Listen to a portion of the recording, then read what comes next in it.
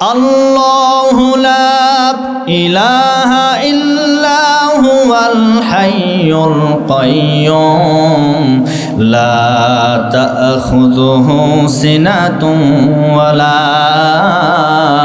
নাওম। আল্লাহ রাব্বুল আলামিন বললেন, আল্লাহু লা ইলাহা ইল্লা হুয়া, তিনি তো সেই ইলাহ, তিনি ছাড়া কোনো ইলাহ নাই, তিনি ছাড়া কোনো রব নাই, তিনি ছাড়া কোনো আইনদাতা নাই, তিনি ছাড়া কোনো বিধানদাতা নাই। যিনি আইন তৈরি করতে পারেন, দুনিয়ার কোনো মানুষ আইন তৈরি করতে পারেন না। দুনিয়ার মানুষ আইন শুধুমাত্র পালন করবে। আইন যিনি তৈরি করে দিবেন, গলার আওয়াজ ছেড়ে দিয়ে বলেন তার নাম কি? আল্লাহ। আল্লাহ আইন তৈরি করতে পারেন। আমরা স্বাধীনতার প্রায় 56 বছর পার করলাম। আজ পর্যন্ত আমরা লক্ষ্য করে দেখেছি বাংলাদেশের জমিনে যারা এই ক্ষমতার মসনদে বসেছে, কেউ কিন্তু হিন্দু নয়, বৌদ্ধ নয়, খ্রিস্টান নয়, সব মুসলমানের বাচ্চা। এ কথা বলেন না কেন? কিন্তু এত মুসলমানের বাচ্চারা ক্ষমতার মসনদে বসার পরে আজ পর্যন্ত বাংলাদেশের জমিনে আল্লাহর আইন কায়েম করতে পারে নাই। এজন্য আজকের মাহফিল থেকে ডাক্তারহীন কণ্ঠে বলতে চাই, আগামীর বাংলাদেশে এই জমিন যার আইন চলবে তার রাজি আছেন না নাই? কথা বলেন, আছেন না নাই? এই জমিন কার? আরো জোরে বলেন। আইন চলবে কার? আল্লাহর আইন চলবে। দুনিয়ার মানুষের তৈরি করা তন্ত্র মন্ত্র দিয়ে এই সমাজে শান্তি আসতে পারে না। শান্তি যদি পেতে চান, আল্লাহর ওহীর বিধান সমাজে কায়েম করা লাগবে। আজকে এই কোরআনে কারীম হচ্ছে আল কোরআন হুয়া দাস্তুরুন, কোরআন হচ্ছে মানব জাতির জন্য সংবিধান। আজকে আমাদের একটা সংবিধান আছে, 72-এর সংবিধান।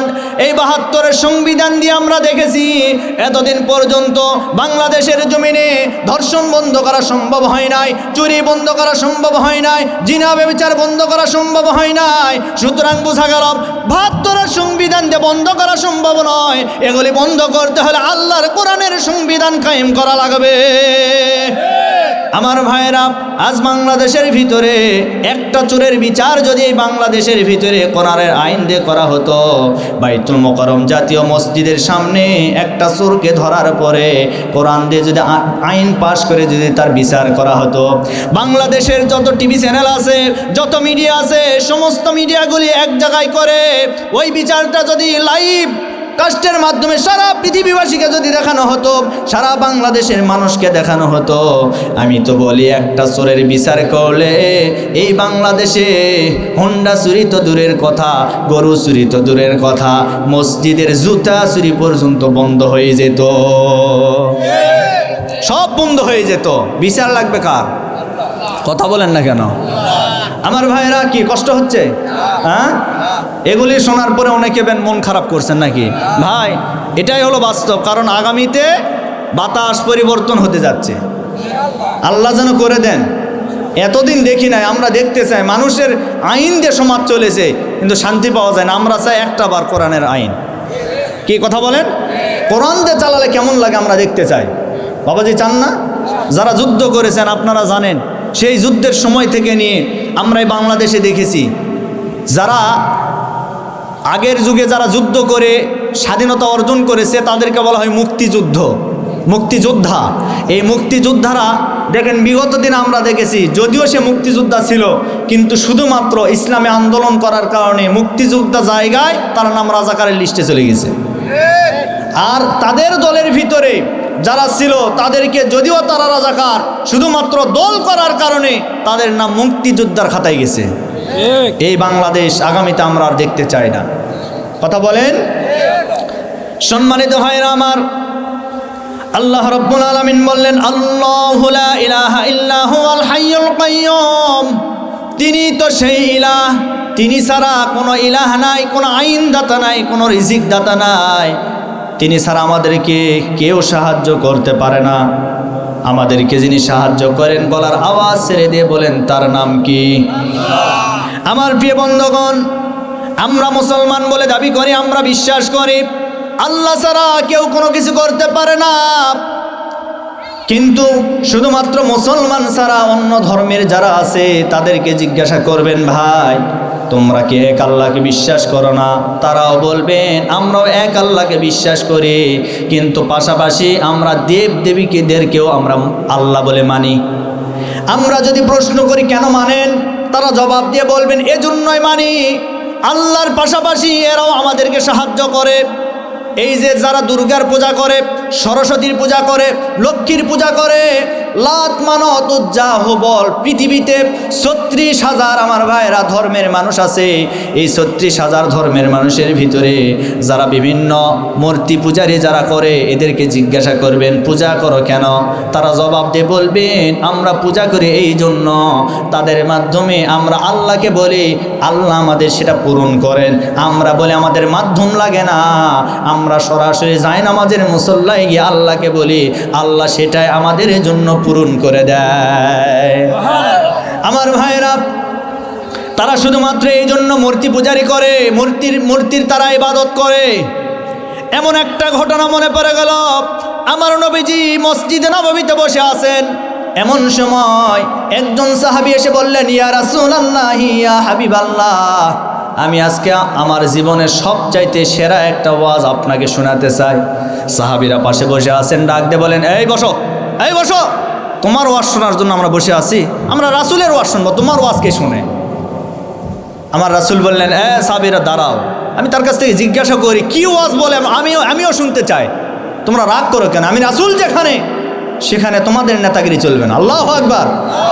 রাসূল যেখানে উপস্থিত সেখানে অন্য কোনো মানুষের কথা চলবে? কথা বলেন, আমার রাসূলই সব, ঠিক কিনা বলেন? আমার ভাইরা, এইবার আমার নবীজি বললেন, ও সাহাবী, তুমি কি এমন ওয়াজ করবা, জলদি করে বলো। ওই সাহাবী ডাক দিয়ে বলেন, হুজুর, আমি যখন মুসলমান হই নাই, আমি যখন আপনার হাতে হাত রেখে কালেমা গ্রহণ করি নাই, তার আগে আমি অন্য ধর্মের মানুষ ছিলাম, আমি মূর্তি পূজারি ছিলাম, মূর্তির পূজা করতাম। হঠাৎ করে একদিন আমি আমার কাছে মূর্তি নিয়ে আমি চলে গেলাম, পথিমধ্যে আমার জরুরত অর্থাৎ আমার প্রসাবের চাপ লেগেছে, আমার কাছে একটা মূর্তি ছিল, সেই মূর্তি আমি মনে করতাম মূর্তি আমাকে সাহায্য করবে, বালা মুসিবত থেকে, চলাফেরার হাত থেকে, বিভিন্ন শয়তানের কুমন্ত্রণা থেকে মূর্তিটা আমাকে হেফাজত করবে, এইটা মনে করে আমি ওই সাথে আমার মূর্তি রাখতাম। কিন্তু হুজুর, বিপদ হয়েছে সেই দিন, যেই দিন আমি প্রসাবের চাপ দিয়েছিল, মূর্তি আমার সাথে ছিল, আমার ব্যাগের ভিতরে ছিল। প্রসাব করার জন্য জঙ্গলের ভিতরে প্রবেশ করব, হঠাৎ করে আমি আমার মূর্তিটা যখন উঁচু জায়গার উপর রাখলাম, তার কারণ মূর্তির একটা আলাদা সম্মান আছে। আমাদের রব, আমাদের মালিক, আমাদের ইলাহ একজন, তিনিই হচ্ছেন আমাদের আল্লাহ। আল্লাহ ছাড়া আমাদের আর কোনো সৃষ্টিকর্তা নাই, কোনো সাহায্যকারী নাই। এই জন্য যেটা বলতেছিলাম, সাহাবী আমার রাসূলের সামনে ওয়াজ করলেন, একটু সাউন্ড কমান, আমার রাসূলের সামনে ওয়াজ করলেন। নবীজিকে ডাকতে বলেন, ইয়া রাসূলুল্লাহ, আমি যখন আমার প্রস্রাব করার জন্য আমি মূর্তিটা রেখে উঁচু একটা জায়গার উপর রেখে যখন আমি চলে গেলাম জঙ্গলের ভিতরে যাওয়ার পরে আমার জরুরত সারার পরে আমি আমার মূর্তির কাছে আসলাম। আসার পরে লক্ষ্য করে দেখলাম আমার মূর্তি উঁচু একটা জায়গায় ছিল, আমার মূর্তির গা বেয়ে পানি পড়তেছিল, পানি। এই পানিটা আমি মনে করেছিলাম যেহেতু সে আমার রব, সে আমার সব, সে আমাকে সব কিছু করতে পারে, তাহলে তার গা থেকে পানি গলি পড়ে, নিশ্চয় এটা কোনো রহমতের পানি হবে। আমি রহমতের পানি বলে আমি আমার জিহ্বা দিয়ে পানিগুলো চাটতে লাগলাম, আমার মুখের ভিতরে পানিগুলো নিয়ে নিলাম। নেওয়ার পরে আমি লক্ষ্য করে দেখলাম এটা কোনো রহমতের পানি নয়, এই পানিটা কেমন জানি নোনা নোনা লাগে। তখন এই চিন্তা করতে করতে পাশে তাকিয়ে দেখলেন একটা কুকুর, এই কুকুরের নিচ দিয়ে টপ টপ টপ টপ করে পানি পড়ে। তখন চিন্তা করলেন এই কাজ মনে হয় কুকুর করেছে, এই কাজ এটা মানুষের কোনো কাজ নয়, এটা কোনো রহমতের পানিও নয়, এই কাজ যিনি করেছেন সে হলো মিস্টার কুকুর, এই কুকুরের কাজ করেছেন এইটা। তখন আমি হুজুর চিন্তা করলাম, আমার মূর্তিকে আমি যখন রব বলে মানতাম, মনে করতাম সে সব কিছু করতে পারে, কিন্তু হুজুর আমি তো সেদিন আমি লক্ষ্য করে দেখলাম যেই মূর্তিটা একটা কুকুরের হাত থেকে নিজের শরীরটাকে হেফাজত করতে পারে না, আমি চিন্তা করলাম সেই কুকুরটা আবার আমাকে হেফাজত করবে কেমনে, আমাকে রক্ষা করবে কেমনে। তখনই আমি সাথে সাথে আমার ওই তৈরি করা মূর্তিটা ভেঙে চুরে চুরমার করে দিলাম। দেওয়ার পর হুজুর আপনার দরবারে এসেছিলাম, আসার পরে আপনার হাতে হাত রেখে আমি কালেমা পড়ে মুসলমান হয়ে গেছি। আরো জোরে বলেন সুবহানাল্লাহ। এই জন্য মূর্তি কোনো কিছু করতে পারে না, যিনি পারেন তিনি হলেন আমাদের, জোরে বলেন। এই জন্য আল্লাহ বললেন আল্লাহু লা ইলাহা ইল্লা হুয়াল হাইয়ুল কাইয়্যুম, তিনি তো সেই ইলাহ, তিনি ছাড়া কোনো রব নাই, কোনো আইনদাতা নাই, কোনো বিধানদাতা নাই। এই যে এখানে ইলাহ, ইলাহ শব্দের অর্থ হচ্ছেন এক আল্লাহ, তিনি আমার রব। আমরা কিন্তু সূরা ফাতিহার ভিতরেও একই শব্দ পাঠ করি, আলহামদুলিল্লাহি রাব্বিল আলামিন। আমরা পাঠ করছি সমস্ত প্রশংসা বিশ্ব জাহানের প্রতিপালকের জন্য, সুবহানাল্লাহ কর।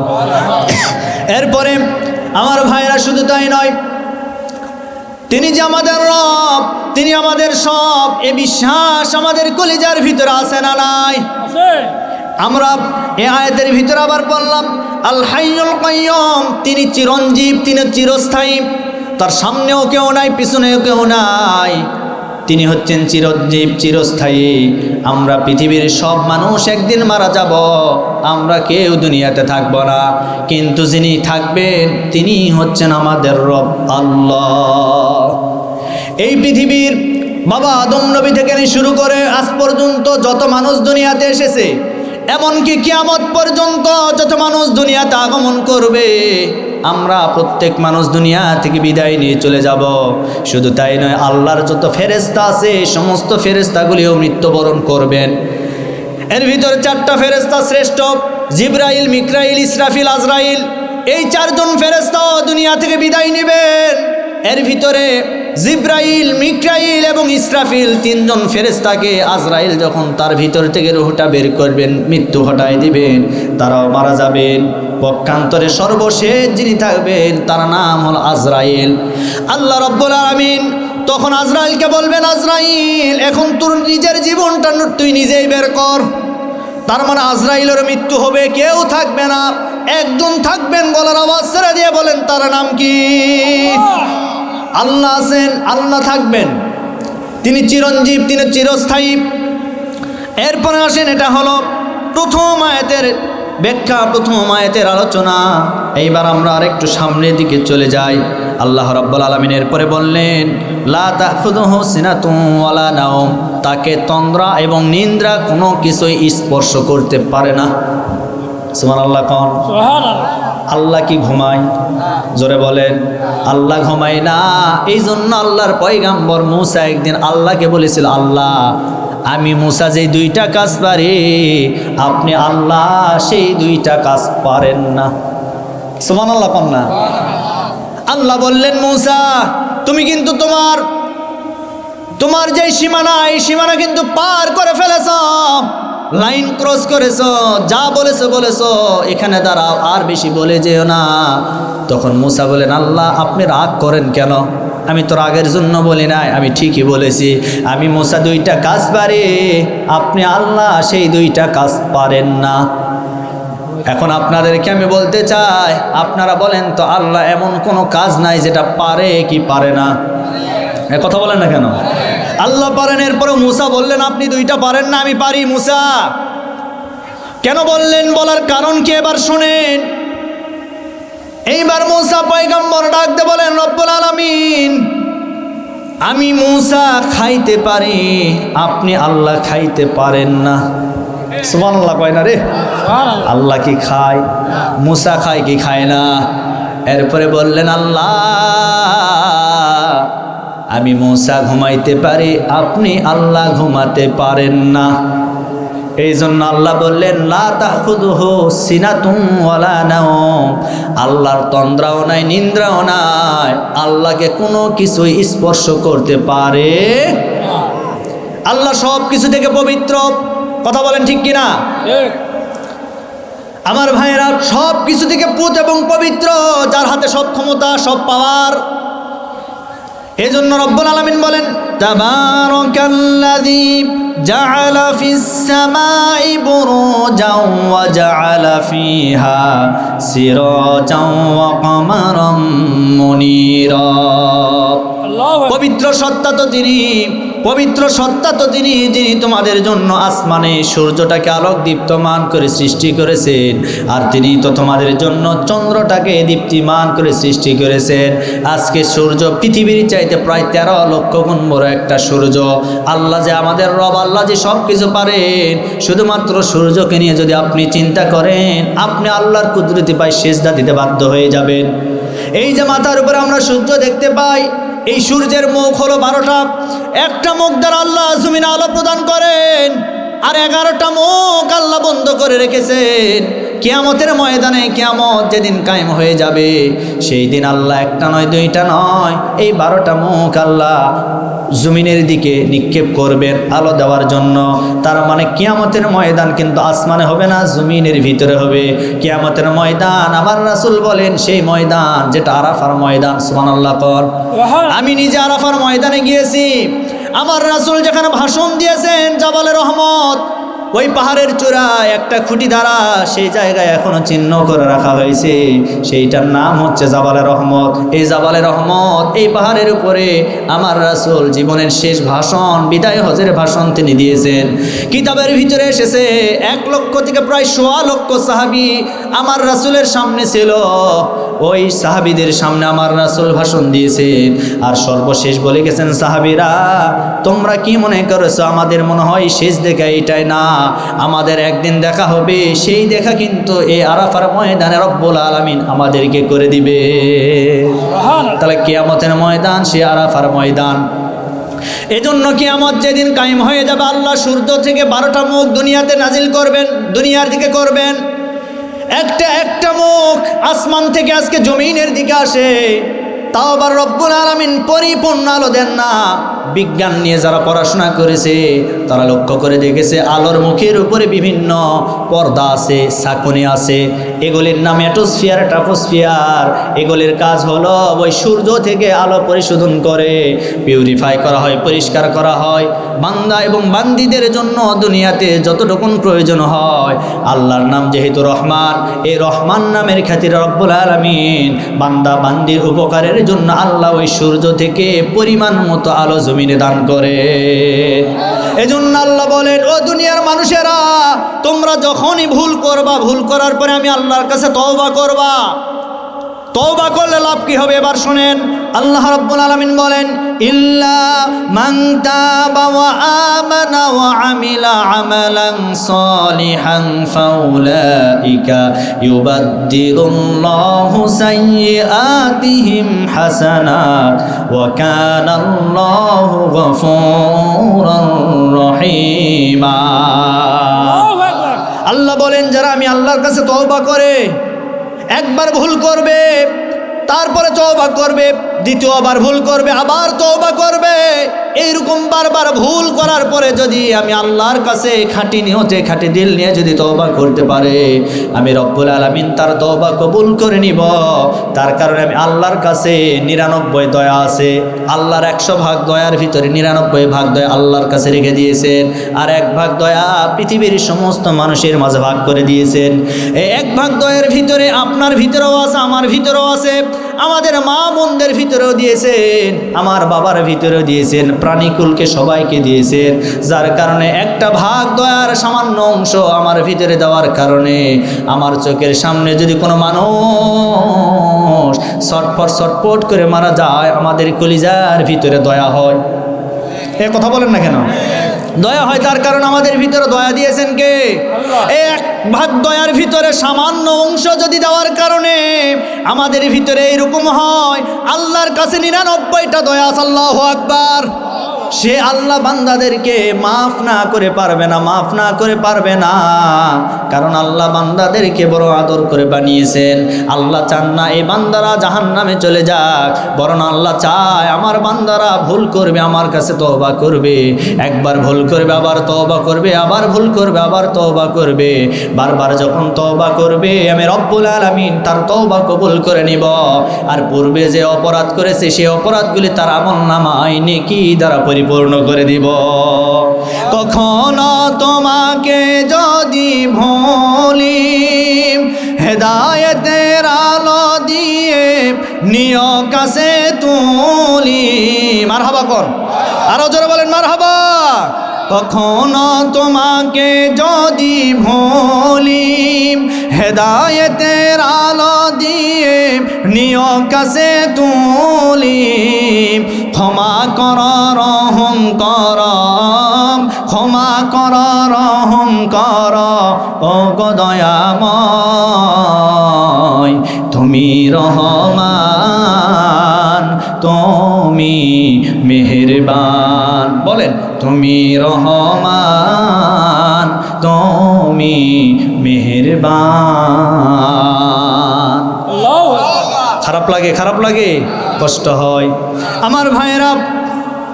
এজন্য আমি আপনাদেরকে বলতেছিলাম, আল্লাহ বলেন লা তাখুযুহু সিনাতুন ওয়ালা নাওম। আল্লাহকে তন্দ্রাও স্পর্শ করতে পারে না, নিন্দ্রাও স্পর্শ করতে পারে না। এরপর আল্লাহ বললেন মান যাল্লাযী ইয়াশফাউ ইনদাহু ইল্লা বিইذনিহি। কে আছে কিয়ামতের ময়দানে আল্লাহর সামনে দাঁড়িয়ে কারণ আমি সুপারিশ করবেন? আল্লাহ জবাব দিচ্ছেন এমন কেউ কে আছেন?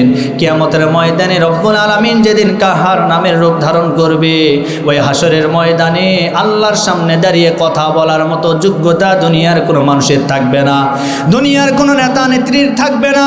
ও ভাইরা আমার, বগুড়ার মুসলমানেরা, আপনারা কাদের পিছনে আন্দোলন করছেন? খোদার কসম করে বলি, আপনি যাদের পিছনে আন্দোলন করছেন, যাদের পিছনে ঘোরাফেরা করছেন, আপনার দলের নেতা কর্মী যদি বেনামাজি হয়, এই কোরআন সামনে সাক্ষী রেখে বলতেছি কিয়ামতের ময়দানে আপনার জন্য জান্নাত নয়, আপনার জন্য জাহান্নাম। তার কারণ বেনামাজি নেতার পিছনে আপনি যদি আন্দোলন করেন, সংগ্রাম করেন, চলাফেরা করেন, ঘোরাফেরা করেন, এইটা করার কারণে আপনি নামাজি হওয়ার পরেও আল্লাহ আপনাকে জাহান্নামে দিবে, শুধুমাত্র এই বেনামাজি নেতা গ্রহণ করার কারণে। অথচ আজকে 5 ওয়াক্ত নামাজ পড়ছি আমরা, মসজিদের ভিতরে সুন্দর সুন্দর কথাও শুনি, ইমাম সাহেব সুন্দর করে আলোচনা করেন, বাপরে বাপ মাটির নিচের ওয়াজ, কোনো অসুবিধা নাই। কিন্তু যেই মসজিদের ভিতরে আল্লাহর কোরআনের কথা শোনার পরে আমরা সবাই মেনে নিই, আল্লাহর জমিনের ভিতরে সেই কথা শোনার পরে আমরা হুজুরের বিরুদ্ধে আন্দোলন করি। শুধু তাই নয়, মসজিদের মেম্বরে ইমাম সাহেব দাঁড়িয়ে বলছেন, ও আমার প্রাণপ্রিয় মুসল্লিরা, আপনারা বলেন তো এই মসজিদ কার? সবাই বলছেন আল্লাহর। বাস ভালো কথা, আল্লাহর মসজিদ যদি হয়, আল্লাহর মসজিদের ভিতরে আমি আল্লাহর আইন দিয়ে পরিচালনা করব। সমস্ত মুসল্লিরা একেবারে খুশিতে বাকবাকম হয়ে গেছে, বাপরে বাপ, এতদিন পরে আমরা ভালো একটা হুজুর পেয়েছি। এ কথা বলেন, মুসল্লিরা সবাই খুশি, এতদিন পরে একটা ভালো হুজুর পেয়েছি। ওই একই ইমাম সাহেব পরের সপ্তাহে যদি মসজিদের মেম্বরে দাঁড়িয়ে বলেন, প্রাণপ্রিয় মুসল্লিরা, আপনারা জবাব দিয়ে বলেন এই মসজিদের বাইরে যে জমিন, ওই জমিন টাকার? সবাই বলছেন আল্লাহর। আপনারা বললেন আল্লাহর জমিন, তাহলে আপনাদেরকে আজকের পর থেকে তওবা করে ভালো হয়ে আল্লাহর জমিনের ভিতরে আল্লাহর দিন কায়েমের আন্দোলন করা লাগবে। সামনে সভাপতি, সেক্রেটারি, কেশিয়ার বলেন হুজুর রাজনীতি মসজিদে চলবে না। এ কথা বলেন না কেন? এই ধরনের কথা যেই মসজিদের সভাপতি, যেই সেক্রেটারি, এরপরে যেই কেশিয়ার, যেই মুসল্লিরা বলবে, ওই মুসল্লিদেরকে মসজিদ থেকে গলা ধাক্কা দিয়ে বের করে দিবেন। এ কথা বলেন। তার কারণ মসজিদ আল্লাহর আইন মানবে, জমিনে আল্লাহর আইন মানবে না, তা তো হবে না, তা তো হবে না। সুবিধাবাদ জিন্দাবাদ। আমরা বলতে চাই, মসজিদে যারা আল্লাহর আইন মানে, জমিনে মানে না, এরা হলেন টাটকা বাংলাদেশে আব্দুল্লাহ ইবনে উবাইয়ের ভাইয়েরা ভাই। আল্লাহর নবী মসজিদে নববীতে একদিন নবীজির প্রিয় সাহাবী আবু হুরায়রা রাদিয়াল্লাহু তাআলা আনহুকে বাইতুল মাল পাহারাদারের দায়িত্বে তাকে নিয়োগ দিলেন। দারোয়ানের হিসাবে তাকে সারা রাত ডিউটি পালন করার জন্য নিয়োগ করলেন। আবু হুরায়রাকে বললেন, ও আবু হুরায়রা, যাও তুমি বাইতুল মালের দায়িত্ব তোমাকে দিয়ে দিলাম, বাইতুল মাল তুমি পাহারা দাও। আবু হুরায়রা সাহাবী এবার বাইতুল মালের দায়িত্ব পাওয়ার পরে সারা রাত্র সে ডিউটি পালন করছেন। হঠাৎ করে আল্লাহর ফেরেশতা চোরের ভেষ ধরে আবু হুরায়রার যে বাইতুল মালের ডিউটিতে আছেন পালন করার জন্য, পাহারাদারের যে দায়িত্ব আছে ও জায়গায় এইবার ফেরেশতা চোরের ভেষ ধরে চলে আসলেন। আসার পরে বাইতুল মালের যে সম্পদ ছিল, চাল ছিল, ডাল ছিল, ওগুলি চুরি করার জন্য যখন হাতটা দিলেন, হাতটা দেওয়ার সাথে সাথে আবু হুরায়রা চোরের হাতটা ধরে ফেললেন। আবু হুরায়রা যখন চোরকে ধরলেন, চোর এইবার আবু হুরায়রাকে ডাক দিয়ে বলেন, ও নবীর প্রিয় সাহাবী, ও নবীর প্রিয় সাহাবী, আমি আজকে এমনি এমনি চুরি করার জন্য আসি নাই, আমি বড় ক্ষুধার্ত, আজকে কয়েকদিন যাবত আমি না খেয়ে আছি, আমি এই জন্য আজকে বাইতুল মালের নিকট চুরি করার জন্য এসেছি, আমি এমনি এমনি আসি নাই, আজকের মতো আপনি আমাকে ছেড়ে দেন, আমি আর কোনো দিন চুরি করব না, চোর হিসাবে আমি আর আসব না। এইবার আবু হুরায়রা সাহাবী ওই চোরকে ছেড়ে দিলেন। দেওয়ার পরে মসজিদে নববীতে হযরত বিলাল আজান দিয়েছেন। আজান হয়ে যাওয়ার পরে আমার নবীজির ইমামতিতে সমস্ত সাহাবীরা সবাই নামাজ সম্পন্ন করে ফেললেন। আমার নবীজি মসজিদে নববীতে নামাজ আদায় করার পরে প্রতিদিন ফজরের নামাজের পরে সাহাবীদের দিকে মুখ ফিরায়া বসতেন। আমার রাসূল মুখ ফিরায়া বসলেন। এমন সময় সমস্ত সাহাবীদেরকে আমার রাসূল বললেন, তোমরা আজকে সবাই বিদায় নিয়ে চলে যাও, তবে আমার প্রিয় সাহাবী আবু হুরায়রা আমার সামনে বসে থাকবা, তোমার সাথে আমার গোপন কিছু কথা আছে।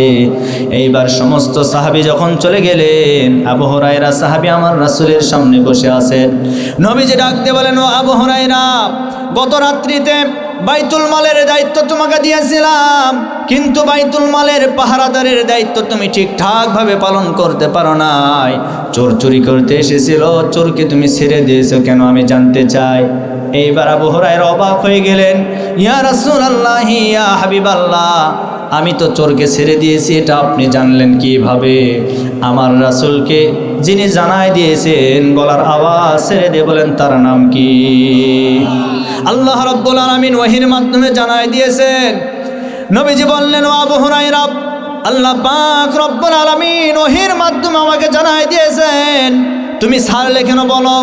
আবু হুরায়রা এবার বললেন, হুজুর, ওই চোর আমার কাছে এমনভাবে মিনতি করেছে, কাকুতি করেছে, আমাকে এমন দয়া দেখিয়েছে, আমি তার এই মিনতি দেখে আমার কাছে যে সাহায্য চায়, আমি এই কথা বলার কারণে আমার মনটা গলে গেছে। হুজুর, এই জন্য আমি চোরকে ছেড়ে দিয়েছি, চোর নাকি কয়েকদিন যাবত না খেয়ে আছে। এই কথা শোনার পরে আমি ওই চোরটাকে ছেড়ে দিয়েছি, হুজুর আপনি দয়া করে আমাকে মাফ করবেন। আমার নবীজি মুস্কি হাসি দিলেন। দেওয়ার পরে বললেন, আবু হুরায়রা, যাও, আজকে রাত্রে আবার তোমাকে ওই বাইতুল মালের দায়িত্ব দিয়ে দিলাম, বাইতুল মালের পাহারাদারের দায়িত্ব তুমি পালন করবা, তবে সাবধান, চোর যদি এবার আসে, চোরকে যেন আর ছেড়ে না দাও, চোর কিন্তু আবার আসতে পারে। এই কথা বলার পরে রাত হয়ে গেল। আবু হুরায়রা বাইতুল মালের দায়িত্ব পালন করা অবস্থায় যেই চোর আগের রাত্রে এসেছিল, পরের রাত্রে সেই চোর আবার এসেছে। চোর যখন আবার আসলেন, আসার পরে চুরি করার সময় হাতটা যখন সম্পদের উপরে দিবেন, এমন সময় আবু হুরায়রা সাহাবী চোরের হাতটা ধরলেন। ধরার পরে বললেন, ও চোর, গতকালকে চুরি করার পরে আমি তোমাকে ধরলাম, অনেক তুমি আমার কাছে কান্নাকাটি করলা, আমি তো তোমাকে ছেড়ে দিয়েছিলাম, কিন্তু আজকে আর আমি ছাড়তে পারবো না। এইবার চোর ডাক দিয়ে বলেন, ও নবীর প্রিয় সাহাবী, গতকালকে আমার জন্য এসেছিলাম, আজকে আমার জন্য আসি নাই, আমি এসেছি আমার পরিবারের জন্য, আমার সন্তানের জন্য, আমার স্ত্রীর জন্য, তারা আজকে না খেয়ে আছে। ও নবীর প্রিয় সাহাবী, আজকে যদি আপনি আমাকে ছেড়ে না দেন, তাহলে আমার পরিবার না খেয়ে হয়তো মারা যেতে পারে, আজকের জন্য আপনি ছেড়ে দেন, আপনার কাছে আমি 2 হাত জোর করলাম। এই 2টা হাত জোর করা দেখে আবু হুরায়রার অন্তরের ভিতরে মায়া লেগেছে, দয়া লেগেছে। দ্বিতীয় দিন আবারও চোরকে ছেড়ে দিলেন। চোর বাড়িতে চলে গেল। এইদিকে আমার রাসূল মসজিদে নববীতে ফজরের নামাজের সময় আবার চলে আসলেন। হযরত বিলাল মসজিদে নববীতে সুললিত কণ্ঠে আযান দিলেন। এমন সময় আমার রাসূলের ইমামতিতে সাহাবায়ে কেরামরা নামাজটা সম্পন্ন করে ফেললেন।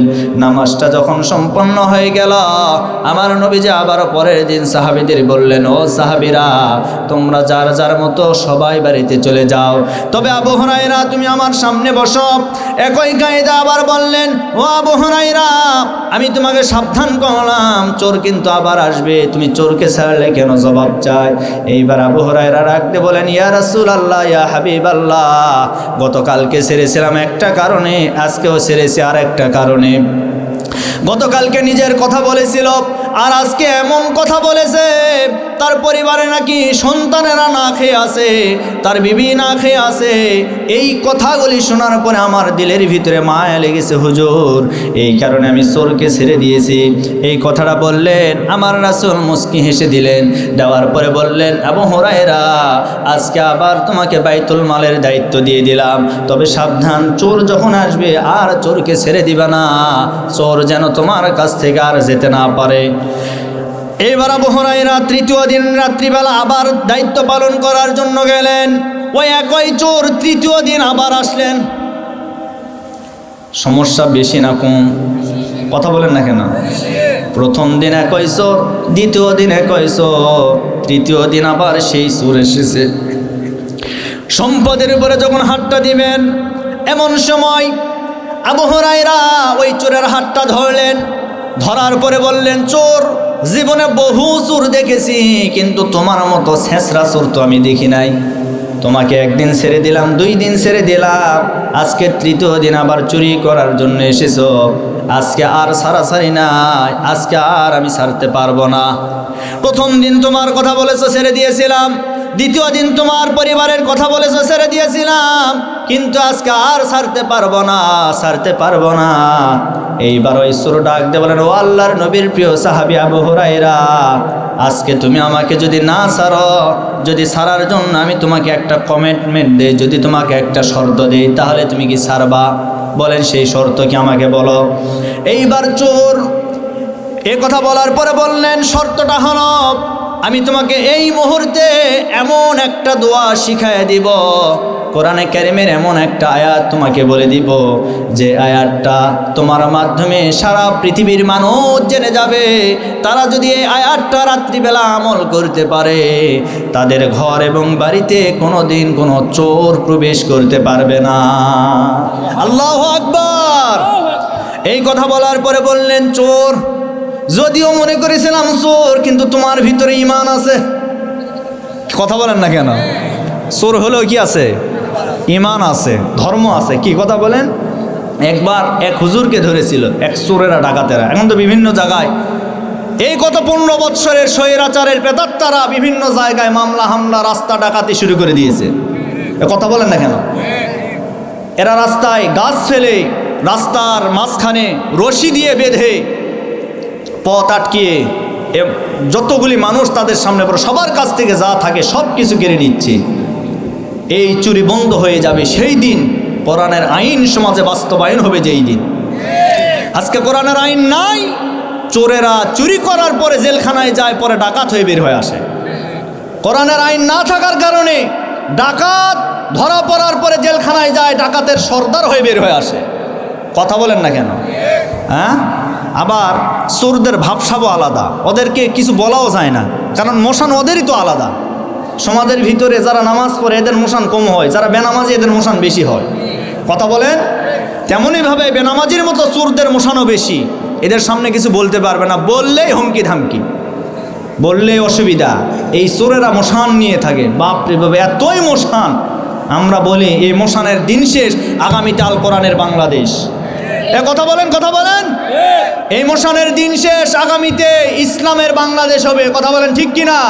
কোনো চোর, কোনো ডাকাত, কোনো ছিনতাইকারী, কোনো মদখোর, কোনো জিনাখোরদেরকে আগামীর বাংলাদেশ আমরা আর দেখতে চাই না। সম্মানিত ভাইয়েরা আমার, এইবার আবু হুরায়রা ডাকতে বললেন, চোর, বলো তুমি আমাকে কোন আয়াতটা শিক্ষা দিতে চাও, কোন দোয়াটা শিক্ষা দিতে চাও? এইবার বললেন, দোয়াটা হচ্ছে কোরআনে কারীমের সূরাতুল বাকারার 255 নম্বর আয়াত, যে আয়াতকে বলা হয় আয়াতুল কুরসি। কুরসি মানে চেয়ার, কুরসি মানে যে আমরা যে চেয়ারে বসে আছি এরকম চেয়ার। আর এই চেয়ারের মালিক দুনিয়ার মানুষ নয়, চেয়ারের মালিক যিনি, গলার আওয়াজ ছেড়ে দিয়ে বলেন তিনি কে? সে আয়াতের কথা বললেন। এই আয়াতটা যদি কোনো মানুষ রাত্রিবেলা ঘুমানোর পূর্বে প্রতিদিন এশার নামাজের পরে বাড়ির চতুর্দিকে যদি তেলাওয়াত করতে পারে, আমল করতে পারে, আল্লাহর কোরআন সত্য, ওই মানুষের বাড়িতে কোনো দিন কোনো চোর, কোনো ডাকাত, কোনো বাটপার ছিনতাই করার জন্য প্রবেশ করতে পারবে না। আল্লাহু আকবার। আমার ভাইয়েরা, সে আয়াতটা শিক্ষা দিলেন চোর। তাহলে আয়াতুল কুরসি আমরা পেলাম। আল্লাহর নবী বলেন নামাজের পরে, ফরজ নামাজের পরে কোনো মানুষ যদি আয়াতুল কুরসির আমল করতে পারে, আর সেই অনুযায়ী যদি তিনি আমল করার পরে বাস্তব জীবনেও যদি মিলাতে পারে, ওই মানুষটা আমল করার পরে বাস্তব জীবনে যখন মিলায় নেবেন, শুধুমাত্র আয়াতুল কুরসির আমল করার কারণে রব্বুল আলামিন মরণের পরে তার কবরটা জান্নাতের বাগান বানায় দিবে। আমরা জান্নাত চাই কি চাই না? জোরে বলেন। জান্নাত চির সুখের ঘর, জান্নাত চির সুখের ঘর, যদি জানতে গো তুমি, মায়া ঘেরা রঙিন পৃথিবী নয়তো সুখের খনি, মায়া ঘেরা রঙিন পৃথিবী নয়তো সুখের খনি। মারহাবা কোন? আরো জোরে বলেন মারহাবা। আমার ভাইয়েরা, সে আয়াতুল কুরসি পড়া যাবে তো ইনশাল্লাহ? কোন সময় পড়বেন? প্রত্যেক ফরজ নামাজের পরে। আমরা তো নামাজ পড়ার পরে শুধুমাত্র সালাম ফিরানোর পরেই দোয়ার জন্য আমরা হাত তুলি। কি দোয়ার জন্য হাত তুলি না? কিন্তু না, নামাজের পরে কিছু দোয়া আছে, আজকে শিক্ষা নেন। নামাজের পর আল্লাহর রাসূল যে দোয়া পড়তেন, সর্বপ্রথম সালাম ফিরানোর পরে তিনি একবার বলতেন আল্লাহু আকবার। জোরে বলেন, কি বলতেন? আল্লাহু আকবার। আস্তাগফিরুল্লাহ পড়তেন 3 বার। জোরে বলেন কয়বার? আস্তাগফিরুল্লাহ 3 বার। এরপরে সুবহানাল্লাহ 33 বার, আলহামদুলিল্লাহ 33 বার, আবার আল্লাহু আকবার 34 বার বলতেন। সুবহানাল্লাহ কোন? এখন আমার কথা যদি বুঝে থাকেন, ফরজ নামাজের পরে হাত তুলে দোয়া আগে না এই দোয়াগুলি আগে? তাহলে প্রথম একবার কি মুখস্থ করেন, একবার কি, তারপরে 3 বার আস্তাগফিরুল্লাহ 3 বার, আর 33 বার সুবহানাল্লাহ, 33 বার আলহামদুলিল্লাহ, 34 বার আল্লাহু আকবার। কি মনে থাকবে? এরপরে দোয়া করবেন, কোনো অসুবিধা। আরও দোয়া আছে আল্লাহ রাসূল যেগুলি পড়তেন। আল্লাহুম্মা হাসিবনি হিসাবান ইয়াসীরা, আল্লাহুম্মা আজিরনি মিনান নার, আল্লাহুম্মা আদখিলনিল জান্নাত ওয়া আজিরনা মিনান নার। এই দোয়াগুলি পড়তেন। কিন্তু আমরা আমাদের দোয়া, হাত তুলে দোয়া করার জন্য আমরা ব্যস্ত হয়ে যাই। আবার একটু ইমাম সাহেব যদি দেরি করে, পিছন থেকে মুসল্লি মানে গলা ঝাঁকি দেয়, হুজুর হাত তোলে না কেন? এরকম মুসল্লি আছে না নাই? আবার দেখবেন কিছু কিছু মুসল্লি আছে, এরা নামাজ পড়ে না, মাঝে মধ্যে পড়ে। এই নামাজও আবার পড়ে কি জন্য জানেন? মসজিদে গিয়ে ইমাম আর মুয়াজ্জিনের ভুল ধরার জন্য। কি কথা বলে না কেন? এরা কিন্তু নামাজ পড়তে যায় না। যদি ইমামের কোনো ভুল পায়, ও বাইরে এসে বলে এই জন্য এই ইমামের পিছনে নামাজ পড়তে যায় না, এই ইমাম ভালো না। মানে ও শয়তান, নিজে নামাজ তো পড়ে না, যায় শুধু ভুল ধরার জন্য। কিছু মানুষ আছে দেখবেন সপ্তাহে 1 দিন নামাজ পড়ে, এর নাম হলো কি? শুকরা মুন্সি। জোরে বলেন কি? আবার কিছু মানুষ আছে এক মাসে, বছরের ভিতরে 1 মাস নামাজ পড়ে, তার নাম কি? রমজান মুন্সি। রমজান আলী অনেকের নাম নেই আছে। আবার দেখবেন 5 ওয়াক্ত নাই, এরপরে জুমার দিনও নাই, রমজান মাসেও নাই, বছরে 2 বার পড়ে। 2 ঈদের নামাজ, ঈদু আলী। জোরে বলেন কি? ঈদু আলী। আবার এদের ভাবসাব কি? এরা তো নামাজ সারা জীবন পড়ে নাই, কিন্তু ঈদের দিনে এই বেনামাজির ঠেলায় নামাজিরা সামনের কাতারে জায়গা পায় না। বাপরে বাপ, এদের ভাব দেখলে মনে হয় জিব্রাইলের খালাতো ভাই, কেবল জান্নাতে মনে পালে আসবে। কি কথা বলেন? যায় নামাজ নিমা, আতর সুরমা, মাকে বাপরে আল্লাহর ফেরেশতা, আল্লাহর ওলি, এরকম আছে না নাই? অথচ দাবি করে আমি ইমানদার। যার জীবনে নামাজ নাই তার কিচ্ছু নাই। নামাজ হচ্ছে ইসলামের প্রথম খুঁটি। যার জীবনে নামাজ নাই সে মুসলমান বলে দাবি করতে পারে না। এই জন্য নামাজ পড়বো 1 ওয়াক্ত না 5 ওয়াক্ত? কথা বলেন। এক মাস না সারা মাস, এক সপ্তাহ না সারা সপ্তাহ? হ্যাঁ, প্রতিদিন আমরা পড়বো কয় ওয়াক্ত নামাজ?